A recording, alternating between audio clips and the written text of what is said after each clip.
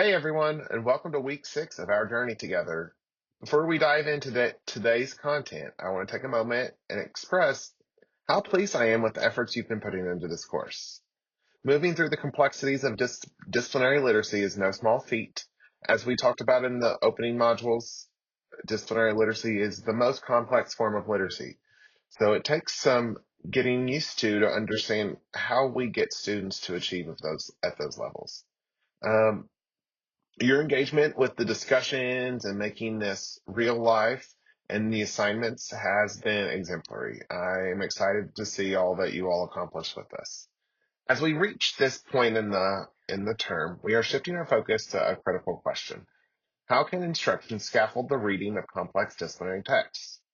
This week is also special because you're going to be selecting your own professional article for review. So I've tried to phase this in over time. We started with a couple professional articles that were relevant to the course. All of the next one, I gave you some choice on how we're going to do this. This time, you're going to find your own professional article. There's a video in the learning plan to help you navigate the library and the Google Scholar to find the perfect piece for you to do your professional article summary. This is the last professional article summary of the course. In Chapter 6, the author shares a powerful epiphany from a high school chemistry class. As a history type person, which I am too, they felt like a science outsider. My more outsider is when I think about math, but I can relate to when we think that we're outside of the specific discipline. I'm sure that there are specific disciplines that you can relate to being an outsider from. They realized that to move from B to an A, and more importantly, to move from an outsider to an insider, they had to do more than surface reading to locate the answers. They had to work the text. Working a text means whatever is necessary to get what you need or want from it.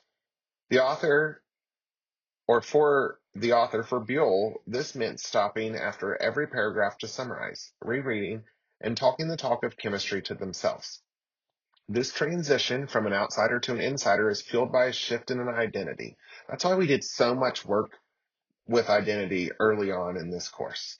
But by that shift in the identity, or believing that with effort you can master the material outside of your comfort zone.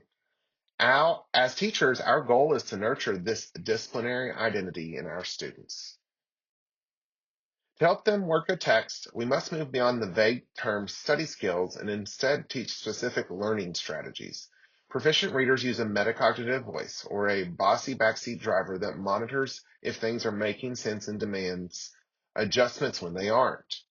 We categorize these moves into 3 types.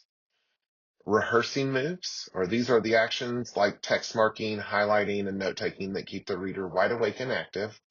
Elaborating moves. This involves reframing the text into personal statements of understanding. Examples like this include double entry diaries or metacognitive logs, where students record a quote on one side and their personal reaction or connection on another. And then organizing moves. This is the deep work of discerning relationships among ideas, such as creating graphic representations or outlines. Let's look at how these look in a real classroom. One of the videos, and that's why I included 2 videos for you, was the coding the text video. This is a self-monitoring strategy where students use symbols to mark up a paper. For example, you could use a check mark for I understand, or a question mark for I have a question, or a star for the main idea. This coding allows students to break complex information into manageable chunks. It's a prime example of rehearsing move that transitions into elaborating when students then discuss their codes with a partner. I'm sure that you do this a lot in PDs whenever you get pulled together. We also saw a video on close reading strategies. In that lesson, the teacher focused on a learning target of finding the gist and main idea in the newspaper article. Notice how the teacher used a close reading protocol to provide predictability. By asking students to jot the gist in the margin, she was scaffolding their ability to connect specific details to the author's big idea. Finally, we must remember that reading, especially for the outsider, is often a social act. When we struggle with a text, our most significant move is often to seek collaboration. This week, as you find your own article, I want you to think about the interactive reading guides.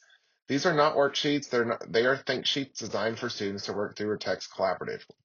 They script the text, prompting partners to stop, summarize, and infer. And you could try to use a strategy like that as you take in information throughout this module. As you dive into your own professional reading this week, like I said, try these moves. You could use the coding symbols. You could try double entry journal. You could discuss something new or a difficult passage with a colleague. Um, Thinking through your tasks this week, you have your discussion board. Your initial post is due on Thursday, and your reply to 3 colleagues is due by Saturday. You have your professional article review, where you're going to locate your article using the library resources mentioned in the learning plan. Ensure it relates to disciplinary literacy, and then complete the professional article review. And make sure you also do your Chapter 6 reading check. I look forward to seeing the insights you gain from your chosen text and the readings and videos that you've done this week. Have a great week.